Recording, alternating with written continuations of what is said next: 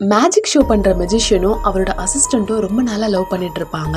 ஒரு நாள் ஷோ பண்றப்ப அந்த மெஜிஷியன் அப்படியே மறைஞ்சு போயிடுறாரு. ஆனா மறைஞ்சு போனவர் திரும்ப வரவே இல்லை. அதுக்குள்ள இவங்களும் பிரெக்னென்ட் ஆயிடுறாங்க. கொஞ்ச நாளே இவங்களுக்கு குழந்தை பிறக்குது. ஆனா அந்த குழந்தை யாரோட கண்ணுக்குமே தெரியல. திடீர்னு ஒரு நாள் தூரத்துல இருந்து ஜன்னல்ல ஒரு பொண்ணு இவனை பார்த்துட்டு இருக்கா. அதனால நேரா அந்த பொண்ணு கிட்ட போய் கேட்கலாம் அப்படின்னு நினைக்கிறான். அப்ப அந்த பொண்ணும் தனக்கு கண்ணு தெரியாது அப்படின்ற விஷயத்த சொல்றா. இப்படியே சின்ன வயசுல இவங்க ரெண்டு பேரும் அப்படியே வளர்ந்துடுறாங்க. இன்னும் கொஞ்ச நாள் அவளுக்கு கண் ஆபரேஷன் பண்ணதும் முதல்ல இவனை தான் வந்து பார்க்க போறான் அப்படின்ற மாதிரி தான் சொல்றா. அதே மாதிரி கொஞ்ச நாள்ல அந்த பொண்ணு சர்ஜரி எல்லாம் முடிச்சுட்டு வந்து பாக்குறா.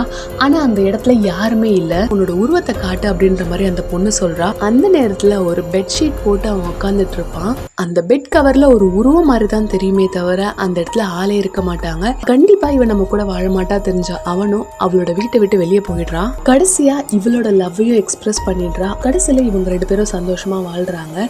இவங்களுக்கும் ஒரு பெண் குழந்தை பிறக்குது. ஆனா அந்த பெண் குழந்தை எல்லாருக்குமே தெரியற மாதிரி விசிபிளா தான் இருக்கு.